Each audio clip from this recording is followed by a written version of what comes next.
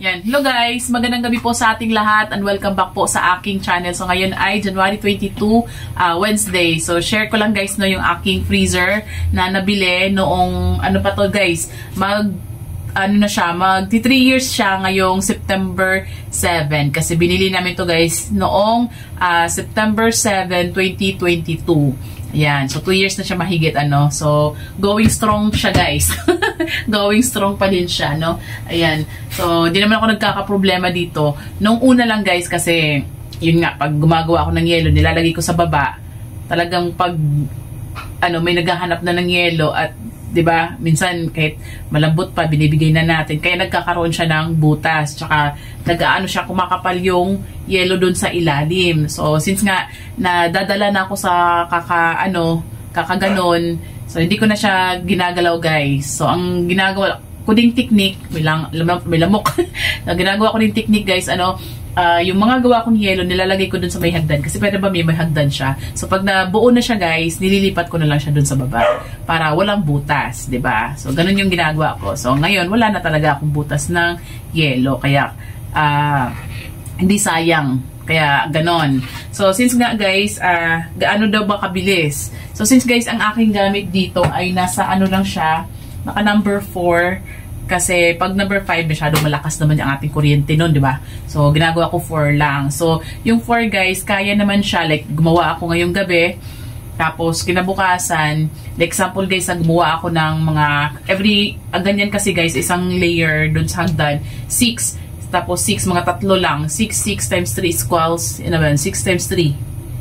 18. So, mga 18 piraso. Minsan, dadagdagan ko pa ng 2 para maging 20, di ba? At least, ganon. So, may mga matitigas na rin naman siya, guys, sa mga gilid-gilid. Sa kinabukasan. So, kung kinabukasan yun, guys, like example, nagpagawa ako 8 ngayon, 8 ng gabi. So, 8, 9, 10, 11, 12, 1, 2, 3, 4, 5, 6. So, wala pa siyang isang araw, di ba? So, kaya siya magbuo ng isang araw sa yelo. Lalo na guys kung meron na tayong laman dito. May mga yelo na tayong na laman. Mas mabilis siyang makabuo ng yelo at saka yung malamig yung panahon, 'di ba? Kasi pag like mainit yung panahon, matagal din siyang makabuo ng yelo. Ayan. So far so good naman siya, guys. Itong freezer na to. Pero dati talaga, guys, no, naghahanap ako ng freezer ng pinagpipilian namin chest freezer ba or yung upright freezer. Maganda din talaga yung upright freezer kasi, 'di ba? Parang di mo magagalaw yung sa baba, 'di ba? Kayang ipatigasin muna. Kaya lang nung nag-check kami, guys, noon, nasa more than 20k.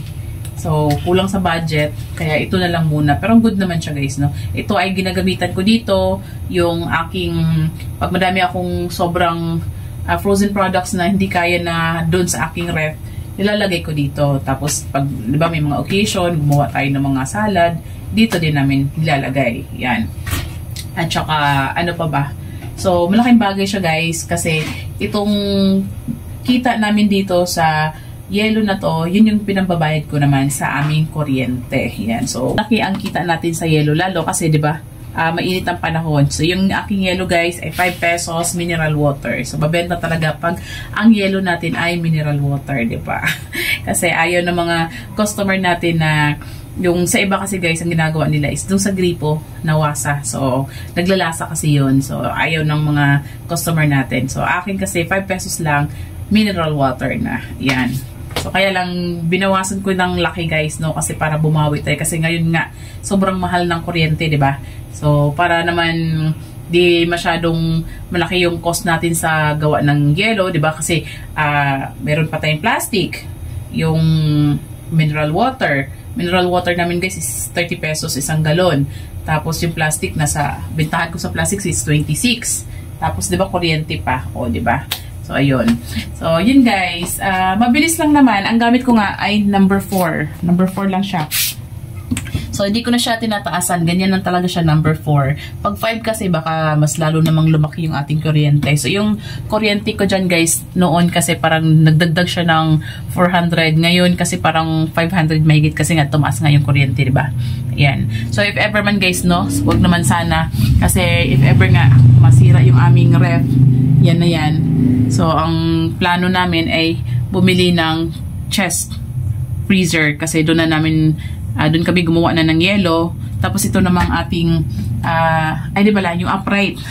Yung upright, yun na yung gagawa namin ng yelo. Tapos ito namang chest freezer natin ay gagawin na lang chiller. So pag chiller, guys, nakaano lang yan, dapat 1 to 2 mga soft drinks nandyan.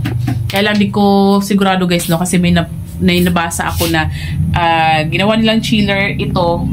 Kaya lang nag-yelo. Kahit naka number 1, ba sabi niya 1 or 2. So, sana wag naman, no, mangyari yun sa aking, if ever man, sa aking, ito, Kundura freezer natin. So, yun naman, guys, ang aking sinishare. Maraming salamat sa panonood. Paalam, bye-bye.